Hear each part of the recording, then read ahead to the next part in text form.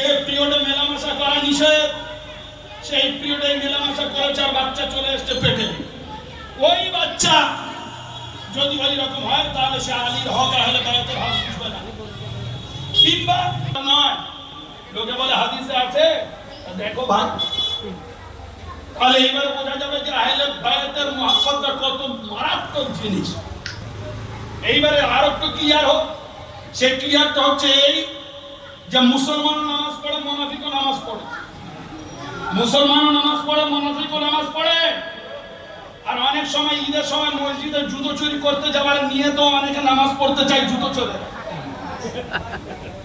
ভাই, আপনার বাটা ব্র্যান্ড জুতো পরে গেলেন, বেরিয়ে দেখছেন সে বাটা ব্র্যান্ড নেই, দুটো ফাটা পড়ে আছে।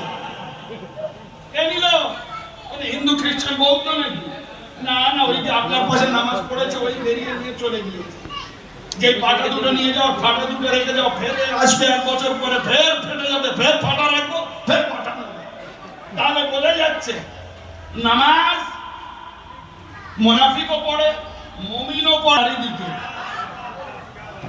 তাহলে আজ কি বোঝা যায় যে নামাজ দিয়ে মুনাফিক আর মুমিন পরিচয় করা যায় না।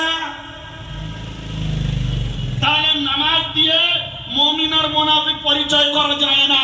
তাহলে মুমিন আর মুনাফিক পরিচয় করতে হবে একটাই, এর মধ্যে আলী ও আহলে বায়াতের যদি মহব্বত থাকে সে হচ্ছে মুমিন মুসলমান, আর যদি না থাকে সে হচ্ছে মুনাফিক।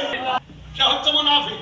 দেখুন অন্যান্য হাদিসের কিতাবে আছে, আমাদের সুন্নাতুল জামাতের কিতাব, আল্লাহর নবী বলেছেন লা ইউহিব্বুহু ইল্লা মুমিনুন ওয়া লা ইউহিব্বুহু ইল্লা মুনাফিকুন।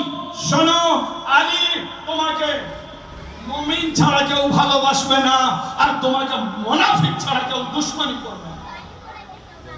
তাহলে আজ কারবালার মাঠে আলীর আওলাদকে, আহলে বায়াত রাসূলকে,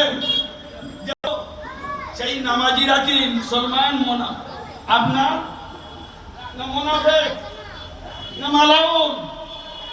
এইবারে চিন্তা দেখবেন যারা এটা বন্ধ করে দিতে চাচ্ছে তারা হচ্ছে মুনাফিক।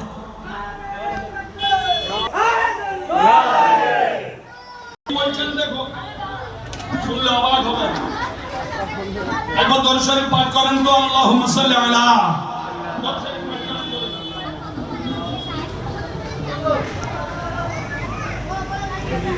আপনাদের